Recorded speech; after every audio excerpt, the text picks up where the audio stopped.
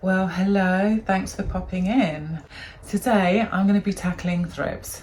I know, if you saw my last video, you would have seen me chop off two of my beautiful Anthurium crystallinum pink edge leaves. Basically the plant now has no leaves at all, but it was completely infested. I will put some footage in so that you can see what thrips actually look like. And what you're looking at the moment are actually the nymphs. So how did they even arrive in my home? I don't know. They can fly through the window. They could come in on your clothing when you've been outside, or if you have pets, they can come in on your pets. But, you know, instead of kind of like fumigating ourselves every time we go in and out of the building and keeping all the windows closed, it's better to go down the pest preventative route. Now, that's something that I skipped for the past, I would say, 4 months. I did do a spray actually. Yeah, I sprayed the plants with this stuff. Now, this doesn't really work for thrips. It even says on the back, it doesn't actually mention thrips at all. But at that stage, I wasn't entirely sure what was going on with some of the plants. I'd noticed, so the symptoms that I'd noticed was them just looking kind of a bit dull. Some of the leaves looking a bit dull. There were also like these weird kind of silvery lines, and then some of the leaves were kind of looking a bit reddish. In fact, let me just go and grab one just so that I can explain it better. Okay, I think this is a good example, and I hope you can see that. Can you see that there's like a kind of brownish red going on? At first I wasn't sure, because when the leaf first emerges, the colour of the leaf is quite golden, kind of brown, like a deep red, brownish colour. So I was unsure, but as it started expanding, I started seeing this. And I think I actually chopped off, I think 2 leaves from this plant. Yeah, we definitely have thrips. And I think I can see some little thrippy poo. Yes, I can. There's a little bit of thrip poo. I don't know if you're going to be able to see that. I'll try and point it out with a little arrow, or I'll do a photograph so you can see. I mean, sometimes you might see that and think, oh, it's just like speckles of dirt. But if you haven't recently repotted your plant, why would the leaves have little speckles of dirt? Okay, so I've got the sticky mat on. The life cycle is basically that you would get the eggs. So something would have flown in. The life cycle, you'll have quite a few generations of thrip going on your plant. If it flew in, most certainly, and that's probably the most likely way that it got into your home, then it will lay eggs, and it will lay the eggs in the soil. I mean, with my anthuriums, I always put a layer of sphagnum moss on the top, so I can remove that. I haven't done that with this plant yet, and I probably will go ahead and do like a full-on cleaning up day. And then from there, when you start seeing them, like literally, like you'll see little white, I mean, to the naked eye, you really do need to get in there. But those are the nymphs, and that's kind of at the stage where I'd really like realize, okay, we've got a thrip problem. And then from there, they'll start flying. And when they start flying, you need the sticky mats. So I haven't actually found a product like a pesticide that I can use to get rid of thrips. I've tried many different types and I've never had much success. Luckily, thrips in the past hasn't been a major thing for me. But yeah, there's that. Now, had I have been a better plant mummy, I would have been checking my plants more often and actually just doing a pest preventative anyway. In the past, I've been really on top of these things, almost too much. And I think that's kind of why maybe I became a little bit relaxed this year about it, because in the past, I've been a bit of a helicopter plant mum, where I'd be like, okay, every 2 months, I'm going to spray all the plants down and all of that crazy stuff. So yeah, before it gets to this stage, really what you want to be doing is at least every 3 months spraying your plants down with maybe some neem oil. This is the neem oil that I use. It's organic. I got it on Amazon. Yeah, let me just show you if you are interested in getting it. The only thing I don't like about neem oil is the smell. The smell is really intense, so I actually mixed in some tea tree oil with this, and the plants seem to respond quite nicely to that. So yeah, should be doing that every 3 months, even if you don't see signs on your plants. Before you kind of go in with this stuff, you really want to be firstly dusting your plants down. Now that's another thing that can help with checking for pests in the first place. Maybe every week you should be going around and dusting your plants down. Now, every week seems a little intense. If you can, every 2 weeks, that would be perfect. Most of my plants need watering every 10 days. So, you know, whilst I'm doing that, I could also do a bit of a dust, but you know, I'm not trying to make you feel bad, because I have been one of those people that do not dust plants often enough. I have some plants that always get watered in the shower, so I literally switch the shower on and those leaves are constantly getting washed. My Monstera albo, I've got 2 big Monstera albos. I've also got 1 Epipremnum, Marble Queen, and anything that's on a moss pole basically goes into the shower, and everything gets like a nice good old wash down, and that's like every 10 days. So those plants are probably okay. Oh my goodness, yeah. I mean, thrips for me are the worst out of all of the pests because of the multiple generations. And so now that I know I've got thrips, I know I'm probably going to be having to do quite a few different things to get rid of them completely. And like I said, I haven't actually found a pesticide which would be kind of more cost effective, let's face it. But yeah, I've not found one. So I went down the route of ordering some beneficial mites. I got them from Dragonfly. I'm going to open this package now. They arrived actually last night, but I really wanted to film this. You should really take them out of the box and use them as soon as they arrive. I did actually spray all of my plants down with this stuff. Now, when I went onto the website, it specified the SB Invigorator. If I haven't used that, then I must wait 2 days. Now, I've already waited 2 weeks. So I'm fine, but had I have used any other types of pesticides or anything stronger than that, you would be waiting, I think, 4 weeks. I'll check on the website. So the ones that I ordered, let me just open the box. Here they are. And I'm just going to slap the name up because I'm not going to be able to say it. So those are the mites that I chose. Now there are 2 different types actually. So depending on the temperature in your home, that's how you choose which ones you are going to use. So let me just go on the website really quickly and I can tell you. So although we're going into autumn, the temperatures are actually still quite high. It's 25 centigrade in here. I wonder if I can get that to tell me what that's in Fahrenheit. Let's have a look. Oh yeah, there is a button. That's 77.5 in Fahrenheit. Okay, so now we know. And then I've put 2 of my plants, I'm going to show you just now. I put 2 of them into a humidity bin just to kind of contain them. But yeah, so the temperatures are going to be a little bit higher in there.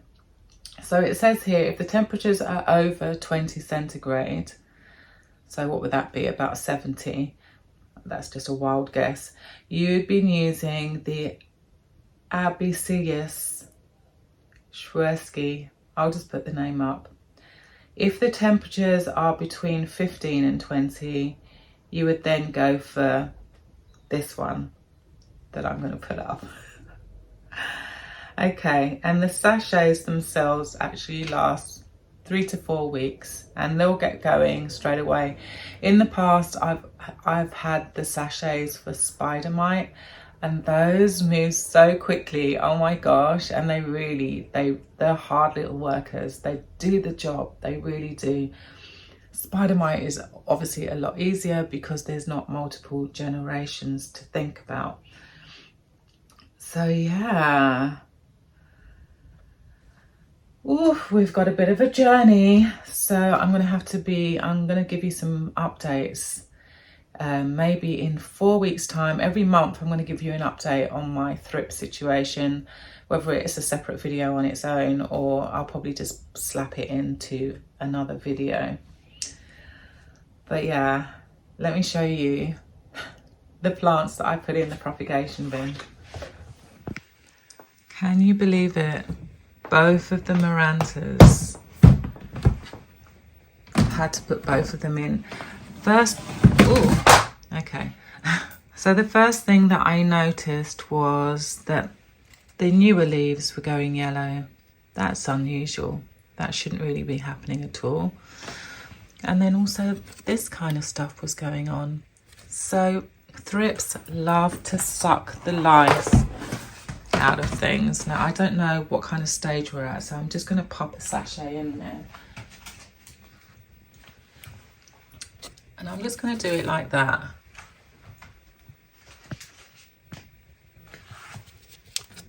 Just like that. Yeah, you can see that the leaves are, I mean, this is a brand new leaf and look, it's been sucked to death. So I'm going to slap the lid back on. I do need to buy more sticky mats. And then the other one, so this is my Anthurium crystallinum pink edge, the one that I cut both leaves off. I've just kind of put another vessel on top and I'm just hoping for the best. So I'll probably pop a sachet in there as well. And fingers crossed we haven't got to the flying stage just yet on this one. So after having a look at the damage on the leaves, and I showed you what's going on with the Anthurium as well, now I can kind of explain what is going on, like how the thrips are creating these issues. So they actually suck the life out of your leaves. I mean, it's hardcore, it really is. In fact, let's just pop one of these on now, shall we?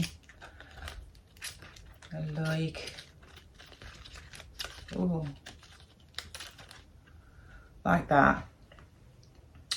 Now this one, yeah, they just do that. They're pretty hardcore. And for the life of me, I can't find the rest of my sticky mats. So I'm just gonna have to order some more. Now I ordered something like 200 of them. I put them in a box somewhere really safe and really easy for me to find. And can I find them? No. So I'm just going to go ahead and order some new ones. They do come in different colours, and I've tried different colours. I've not really noticed any difference. So I'm just going to go for the ones on Amazon. They're fairly reasonably priced. I think for $4.99 you can get something like 50 of these things. And I've got a lot of plants and it'd be nice if the majority of them had the sticky mats on. So I'm just going to go ahead and get about 150, 200 again. Yeah, so that one's sachets up, so that's good. That's good news. Luckily, I am the kind of plant parent that keeps a little distance in between my plants. I don't like them touching. I don't like it. So that's kind of a good thing, but at the same time, this plant has been on a shelf with a whole bunch of other plants, and I'm not entirely sure if we're at the stage where the thrips are flying. Once they're flying, it doesn't really matter how far or how close your plant is. And I have seen, well, not in this particular time, I haven't seen anything flying. Now and then I think I'm seeing something flying, but it might just be a mozzie gnat. I'm not entirely sure, because the bodies are quite long, and when they fly they look very directional, like they look like they know what they're doing. When you think about other flies like fruit flies or mozzie gnats, or even those just normal flies that come in, they're all over the place, aren't they? They're kind of a bit just bumbly and just all over the place, like trying to guide them out of the windows, like. But the thrips are very like, almost like watching like a, I know, like a battle plane. I don't know the right word for it, but you know what I mean. Like, they're just really like directional. They move like that, and they've got quite long, slim bodies. Not huge, obviously. They're about 3 millimeters. Yeah, 3 millimeters in length. That seems very long, but I'm sure I read that on the website. I feel like dragging out a ruler. Do you have a ruler? 3 millimeters seems a bit long. Oh no, yeah, I would say about 3 to 4 millimeters once they start flying. When they're nymphs, they're about 2 millimeters. So when you see them flying, they do kind of freak you out a bit, because they just seem to really know what they're doing. I actually had nothing, or I hadn't noticed anything on the Marantas. I'd been checking for them, but they are both in pure sphagnum moss. They're both in pure sphagnum moss, so it's highly likely that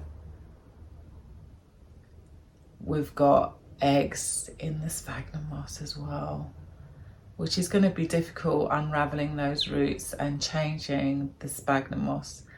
So I'm going to have to go through several different cycles with the Marantas. And unfortunately, I had ordered these before detecting the problems on the leaves on the Marantas. I literally just did a video like showing off my Maranta fascinator having brand new leaves coming, and they were just like little rolls of paper, you know, they just looked like, you know, when they first emerge. And I think I counted 6, and I was just so proud, and I was just like, and it was flowering.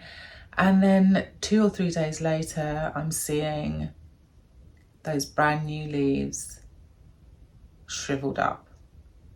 Anyway, really pleased that I've detected that. I do have some propagation boxes with all my little babies. I haven't really noticed anything in there, but I am going to go ahead and pop some in there also, just to be sure.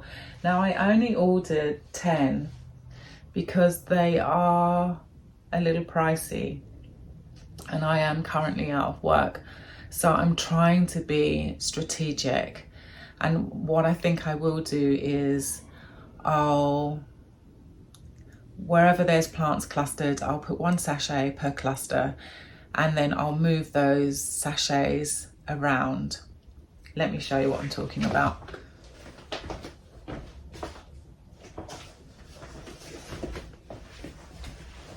So yeah, per shelf on this shelf there's mostly Hoyas, so I don't need to worry too much. This guy's going to get a sachet on its own. I'm not going to put it on the new leaf because it's still hardening off. We've got a begonia at the bottom plus a spathiphyllum. The begonia is in pure sphagnum moss, so I'm going to go ahead and put one on the begonia as well. So I've got one there in with the begonia. I have one here on my other crystallinum. This is the super silver. That new leaf is still busy emerging, but yeah, it does have a kind of brownness about it, so something could be happening there. This little guy, this is a very new one. This is my Anthurium papililaninum. I don't know if I'm saying that right, but these are the little silvery scratch marks that I was talking about earlier. That there is thrip damage. So, and that's of course the newest leaf, and it's just easier for them to suck through a brand new leaf than an older one. So yeah, it's very unfortunate, but I'm just going to lean that up there because the new leaf will not cope with a big old sachet hanging on it. And then of course my Pallidophorum has to have a sachet. So let's put one of those on there. There we go. I don't know if that's the best place for it. I might even lie it onto the moss. I'll probably just move it around as and when needed. So as you can see, I've got one per shelf pretty much, apart from where the Hoyas are. I've got this tiny little papillaminum here. Let's have a look at you. Yeah, I mean, it could be going through the walls as well. I'm going to put you right next to your mummy. I'm going to let you touch. Those guys are going to hang out together like that. We've got one for this guy, and it's another Hoya. Hoyas don't tend to get thrips, or at least I've never heard any of the planty people I follow talk about that issue with their Hoyas. It's mostly mites and mealybug. My Monstera, this guy, I'm going to put one on you as well. Now really this plant should have two, so I'll leave it there and then I'll put it lower maybe in about 4 days. And I don't know. So yeah, what I was talking about, clusters. So this guy, I'm going to leave it on there for a week and then I'll move it. I mean, there's 2 Hoyas, so it probably won't need to go onto the Hoyas. But then I can move that sachet onto another plant if I start seeing these little mites come out. They apparently are much smaller than the spider mite mites, the mites that you would use for spider mites, sorry. Those, I could definitely see those running around. I don't know, maybe I have just really good eyesight. But yeah, this shelf is going to have this one sachet, but I've also got another plant that normally lives on there that has a sachet on it. And yeah, I'm just going to have to kind of move them around a bit. There are a few plants that will not have a sachet for now. But oh gosh, yeah, and I've got to put one in there as well. Maybe I'll put this plant into the propagation bin. Oh, I don't know. I could put it in here. I don't know where. Yeah.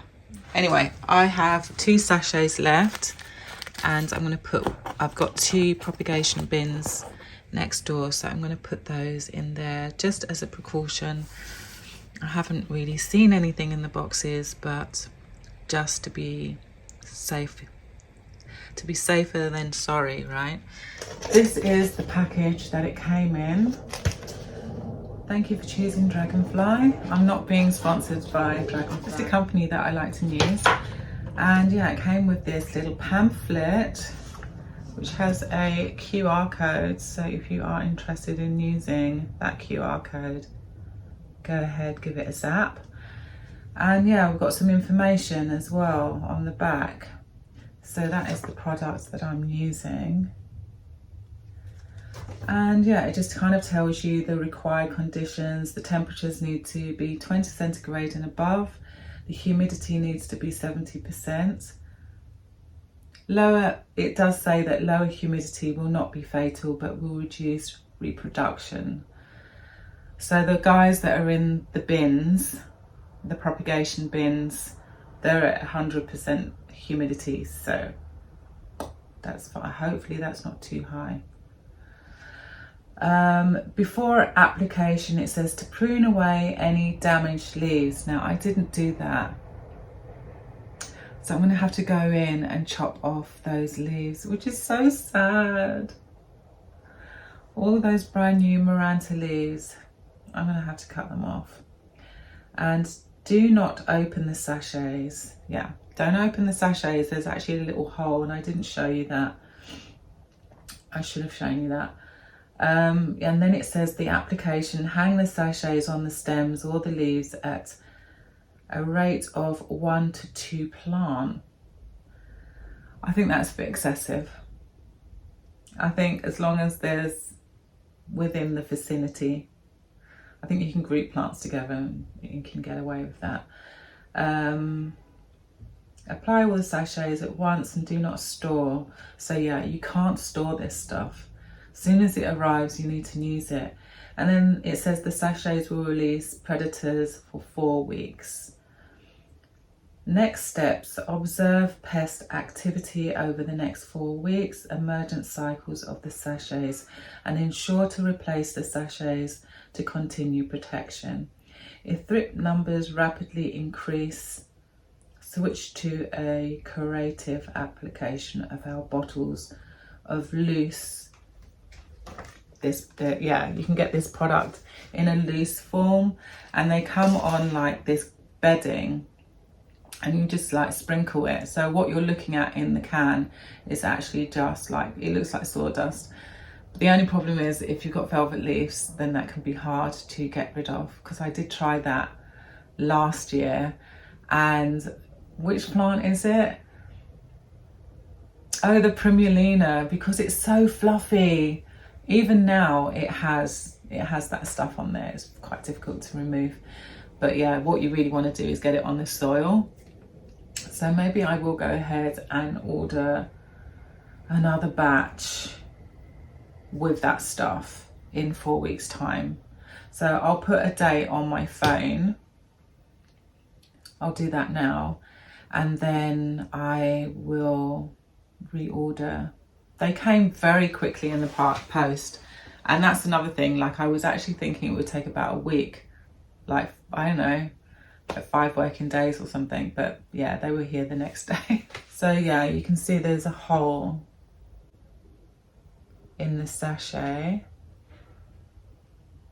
right there, and that's where they creep out of, and they'll probably start creeping. Oh, I can see some coming out already.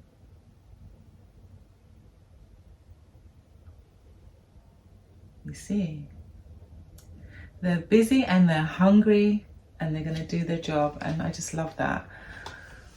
I mean, to be honest, isn't this better than having to literally drag all your plants down, spray them all down, wash them first, dust them, wash them, and then spray them with a pesticide, and then you've got to let that stuff drip off. You've got to do it at night as well, so that's like your evening gone. Because you don't, with a pesticide, you know, like the heavy chemical stuff, you don't want to put them in the light. And then often, even if you've left them overnight to like dry down and whatever, and they go into the light in the day, you can often still get like damage on your leaves, like little burn marks. So this is just such a nice, calm way to do pest control. Like, you just go around and you just plonk on. I mean, obviously you need to dust your plants.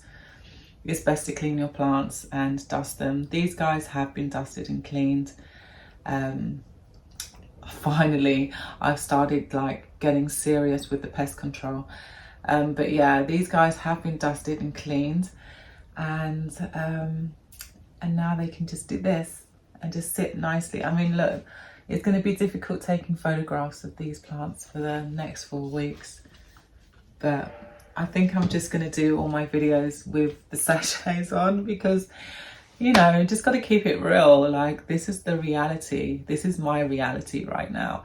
And yeah, that's it really. You're just going to have to see them with sachets hanging on TikTok and on Instagram. I'm not going to remove them, I'm just going to leave them.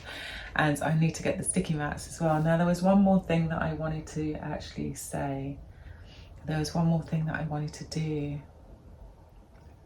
What was it? Oh, don't you hate it when that happens? Well, that's right. I mean, it's not even that interesting, to be honest, but this is basically what I dust my plants with. I actually want to go and get another one, because they sell them separately like this, but it'd be nice to have two on the go. And then you just like, you can clean the plants so easily.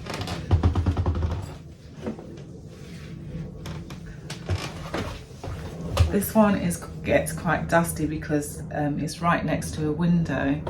So you can see it's like got a lot of dust that's kind of flown in. But yeah, you just go around like that and it's quick and easy. But what I would say is that you don't really want to use the glove on too many different plants, because you could actually be spreading pests. So as you can see, we've got a little bit of a task, and I do still need to get the sticky mats. So if you are in the same predicament, or maybe you're completely unaware, but you have been noticing these small little changes with your plants, don't just think, oh, it's a seasonal change. It's going to be more than that. Have a good old look at your plants. Give them a good dust down, if you can, once a week, so that way you are checking to see if they have pests. And as soon as you see something, take that thing to the shower and wash the thing down. That's basically what I did. And then I went in and I sprayed it with this stuff. But to be honest, this isn't going to work on thrips. So all it got was a dose of, you know, a pesticide. And pesticides generally do, if you keep using them, they will start damaging your plant. And this beneficial mites most definitely is a better route to go down. Obviously it's the most natural, but yeah, shame. And still managed to push out a beautiful leaf, even though the plant clearly has been sucked alive. But yeah, hopefully these sachets will kick in really quickly. And if I do see anything moving, I'll try and slap in some B-roll at the end of this video. Let me know, guys, have you noticed any of these issues on your plants, especially with the brand new leaves? Have you noticed that they've kind of been wrinkling up, or they've been coming out a little more deformed than usual? Or when they do come out, that there's kind of like a bit of a red brownness about them, especially once they're kind of fully emerged and they've hardened off. It'd be interesting to know whether you're also going through these issues. Let me know what kind of pest preventative you have been doing and that you find is effective, if you have had thrips in the past, but that you've had success with getting rid of them. Do share that with all of us. Much appreciate it, not just for myself, but also for my subscribers. Before I go, oh my gosh, I keep forgetting to say thank you so much to all my new subscribers. Suddenly in the past, I think the past week, I've gained quite a few new subscribers. So I just want to say hello. Thank you so much for hitting the subscribe button. I'm so pleased that you joined the fam. If you are watching the video and you haven't yet subscribed, go ahead, hit the subscribe button. If you are watching television, I know it can be tricky. I can't tell you exactly how it should be done, but apparently there's a button that you slide to the left or the right and you push up, and then all those activation symbols will come up. So you can go ahead and press the like button. That's the good one for me and the algorithm. The more likes that I see, then I can I will produce more videos like that. And also the algorithm loves that, because then it's like, okay, maybe someone else will like this video. I'm tripping over my tongue. I'm actually quite hungry. I'm always a bit hungry when I do these videos. Anyway, I'm going to let you guys go. Thanks so much for hanging out. Do smash the thumbs up for me, and hit the subscribe button if you haven't already. Switch on your notification bell as well, because I will be doing additional videos now. So very excited. Expect another video at any time. So switch the notification bell on so that you get an alert. Have a fabulous week, and I will see you here again very soon. Sending lots of love.